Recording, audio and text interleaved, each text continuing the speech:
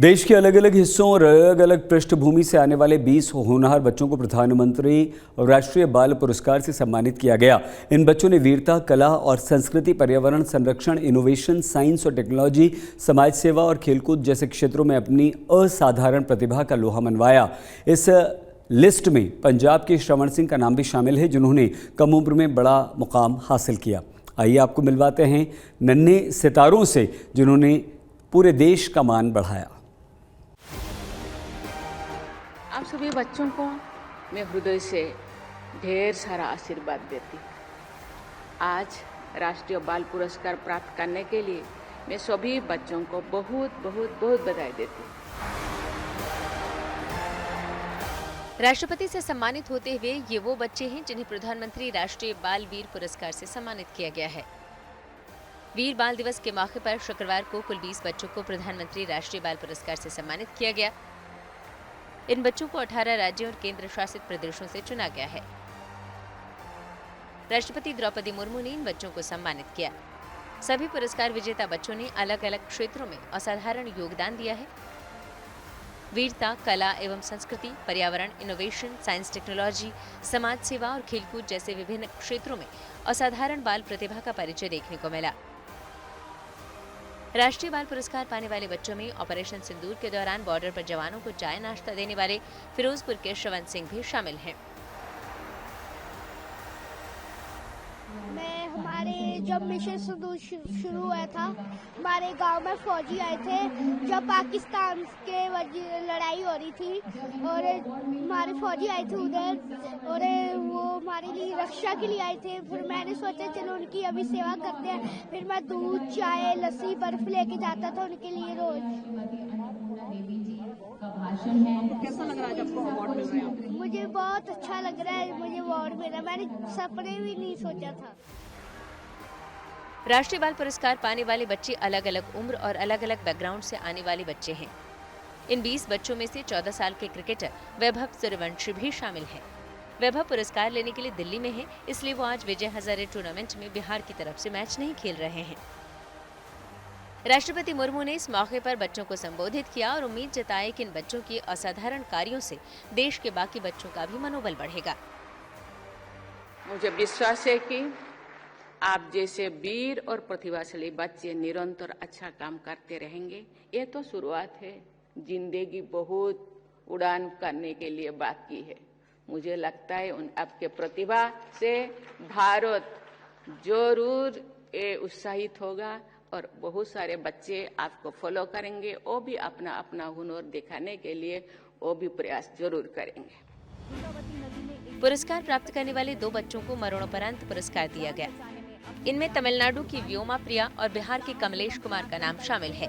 इनके पुरस्कार माता पिता ने लिए। पुरस्कार ग्रहण कर रहे हैं कमलेश कुमार के पिता श्री दुखी शाह, जो कि मुझे अवार्ड मिल रहा है मेरे बेटे की वजह से। जो मेरा बेटा ने वीरता दिखाया है उसके लिए मुझे अवार्ड मिल रहा है। बहुत खुशी की बात है। इस दुनिया में नहीं रहा, लेकिन उसकी वीरता की वजह से मुझे प्रधानमंत्री की वजह से और माननीय राष्ट्रपति की वजह से यहाँ से पुरस्कार मिल रहा है। राष्ट्रपति के कार्यक्रम के बाद पीएम मोदी ने पुरस्कार प्राप्त विजेता बच्चों से मुलाकात की और पीएम ने उन बच्चों से उनकी कहानियां पूछी और सदा आगे बढ़ते रहने का मंत्र दिया।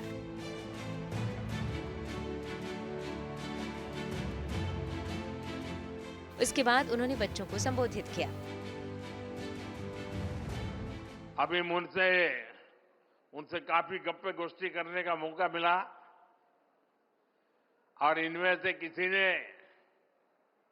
असाधारण बहादुरी दिखाई है,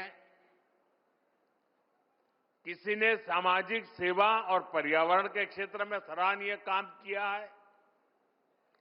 इनमें से कुछ विज्ञान और टेक्नोलॉजी में कुछ इनोवेट किया है, तो कई युवा साथी खेल, कला और संस्कृति के क्षेत्र में योगदान दे रहे हैं।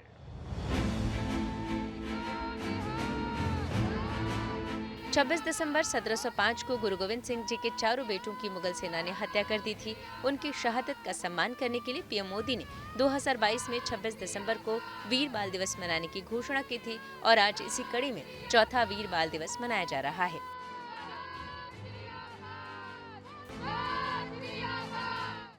राष्ट्रीय बाल पुरस्कार पाने वाले बच्चों में ऑपरेशन सिंदूर के दौरान बॉर्डर पर जवानों को चाय नाश्ता देने वाले फिरोजपुर के श्रवण सिंह भी शामिल हैं।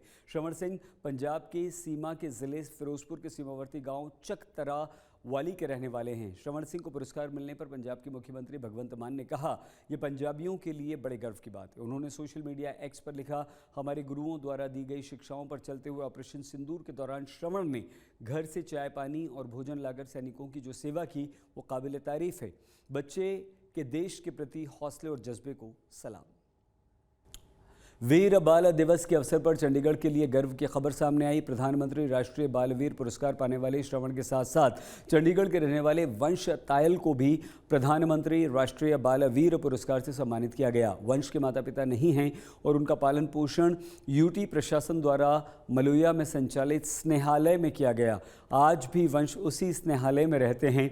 वर्ष 2022 के बाद चंडीगढ़ के किसी बच्चे को नेशनल अवार्ड के लिए चुना गया। संस्थागत माहौल में पले बढ़े वंश ने कई मुश्किलों के बावजूद कभी हार नहीं मानी। वंश ने खुद को मजबूत बनाया, अपने साथ रहने वाले बच्चों को भी आगे बढ़ने की प्रेरणा दी। पंजाब के रिटायर्ड आईजी अमर सिंह चहल से जुड़े करोड़ों रुपए की साइबर ठगी मामले में पुलिस ने अब तक करीब 25 बैंक खातों को फ्रीज कर दिया।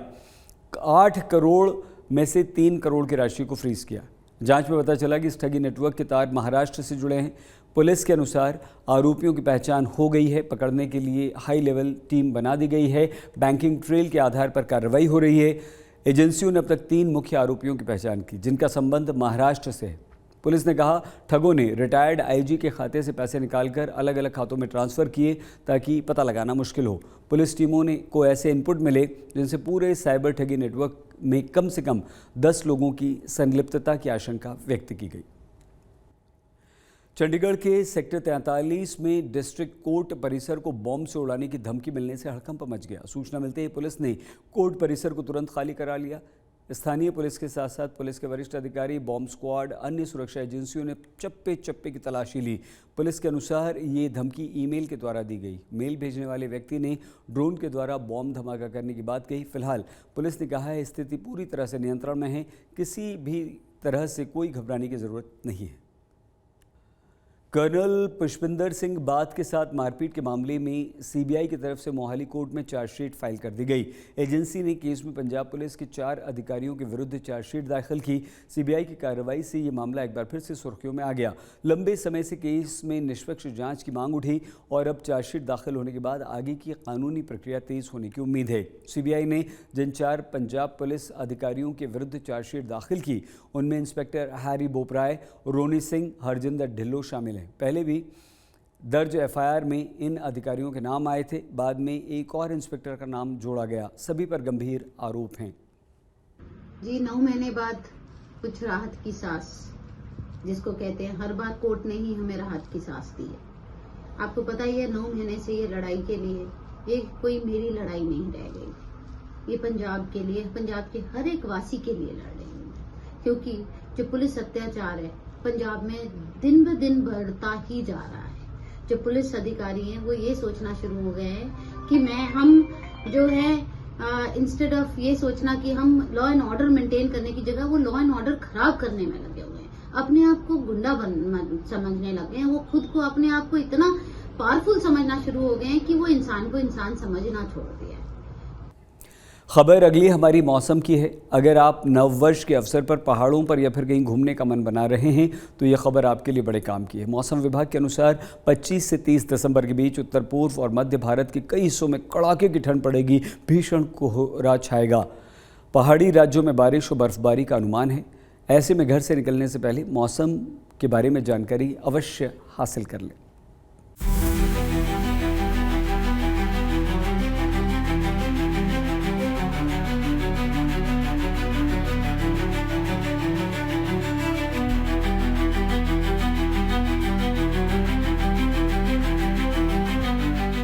पहाड़ से लेकर मैदान तक कोहरे और शीतलहर का खासा असर देखा जा रहा है। इन दिनों कोहरे में रास्ते गुम हैं और शीतलहर ने लोगों का घरों से निकलना मुश्किल कर दिया है। ठंड के कारण ये हाल उत्तर, मध्य और पूर्वी भारत के ज्यादातर राज्यों में देखने को मिल रहा है। ये तस्वीरें श्रीनगर से आई हैं, जहां हाल ही में हुई बर्फबारी के बाद घाटी के लोगों को ठंड से थोड़ी राहत मिली है, लेकिन अभी भी शीतलहर और कोहरे का असर देखने को मिल रहा है। ऐसे में ठंड से बचने के लिए लोग अलाव, गर्म कपड़ों और कश्मीरी कावा का सहारा ले रहे हैं। मौसम विभाग का अनुमान है कि आने वाले दिनों में कोहरे और शीतलहर का असर और बढ़ सकता है।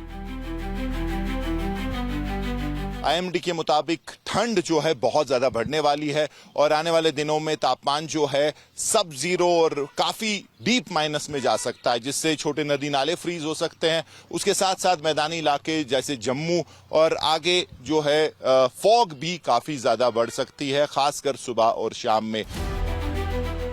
उत्तर भारत के पहाड़ी राज्यों में देवभूमि उत्तराखंड में लगातार सूखी सर्दी का दौर जारी है। अभी तक राज्य के ऊंचाई वाले इलाकों में उम्मीद के मुताबिक बर्फबारी देखने को नहीं मिली है। बावजूद कड़ाके की ठंड ने लोगों को ठिठुरने पर मजबूर कर दिया है। मौसम विभाग का कहना है कि आने वाले दिनों में राज्य में उत्तरकाशी, चमोली और पिथौरागढ़ जैसे ऊंचाई वाले इलाकों में बारिश और बर्फबारी हो सकती है, जिसका सीधा असर पूरे राज्य के तापमान पर दिखेगा। मौसम विभाग के इस अलर्ट को देखते हुए लोगों को एहतियात बरतने की सलाह दी गई है, खासकर पर्यटकों से। आने वाले दिनों में घना कोहरा जो है चपेट में ले सकता है। हरिद्वार, उधम सिंह नगर, चंपावत के जो प्लेन एरियाज हैं या फिर पौड़ी का जो प्लेन एरिया है, कोटद्वार की अगर हम बात करें या नैनीताल के हल्द्वानी की बात करें, वहां पर भी कोहरे की मार जो है वो कई क्षेत्रों में देखने को मिल रही है और कुछ क्षेत्रों में क्लियर वेदर है। तो इसके साथ ही मौसम की जानकारी के साथ ही बाहर निकले और IMD लगातार कॉशन कर रहा है कि जो लोग सुबह के समय सफर करते हैं कोहरे की मार से बचे और अनावश्यक रूप से सफर ना करें। आने वाले दिनों में मौसम विभाग ने अनुमान लगाया है कि बदलाव हो सकता है और हल्की फुल्की बारिश के साथ मौसम में तब्दीली देखने को मिलेगी। पहाड़ी राज्यों जैसी ही ठंड उत्तर भारत के मैदानी राज्यों पंजाब, हरियाणा, चंडीगढ़, राजस्थान, यूपी और दिल्ली में देखने को मिल रही है। इन राज्यों में ज्यादातर शहरों को शीतलहर और कोहरे ने अपनी जद में ले रखा है। सुबह सवेरे अपने घरों से निकलने वालों को कोहरे का सामना करना पड़ रहा है। राजस्थान के फतेहपुर शेखावटी में तो ठंड इतनी प्रचंड पड़ रही है कि एक दिन पहले कृषि अनुसंधान केंद्र पर न्यूनतम तापमान दूसरी बार 1 डिग्री दर्ज किया गया। मौसम विभाग का ताजा अनुमान है कि 25 से 30 दिसंबर के बीच उत्तर, पूर्व और मध्य भारत के कई हिस्सों में घना कोहरा छाया रह सकता है और लोगों को कड़ाके की सर्दी का सामना करना पड़ सकता है। चंडीगढ़ में ठंड भी बढ़ी है और कोहरा भी बढ़ा है। हम इस वक्त न्यू चंडीगढ़ में हैं और कह सकते हैं कि मोहाली चंडीगढ़ हाईवे के ऊपर है और आप देख सकते हैं कि ये गाड़ियां जो न्यू चंडीगढ़ की तरफ से आ रही हैं और चंडीगढ़ में एंटर करेंगी, किस तरह इनको फॉग का सामना करना पड़ रहा है। हवा भी चल रही है, मॉर्निंग का समय है तो इसलिए ठंड भी बहुत ज़्यादा है और कोहरा जो है वो दोबारा आज चंडीगढ़ के आउटस्कर्ट्स के ऊपर आया है। कुल मिलाकर अगर आप नए साल पर पहाड़ों या फिर कहीं घूमने जाने का प्लान बना रहे हैं तो मौसम विभाग के अलर्ट को नजरअंदाज न करें। श्रीनगर से मीर फरीद, देहरादून से अंकित शर्मा, चंडीगढ़ से असीम बस्सी और फतेहपुर शेखावटी से राकेश गुर्जर के साथ ब्यूरो रिपोर्ट।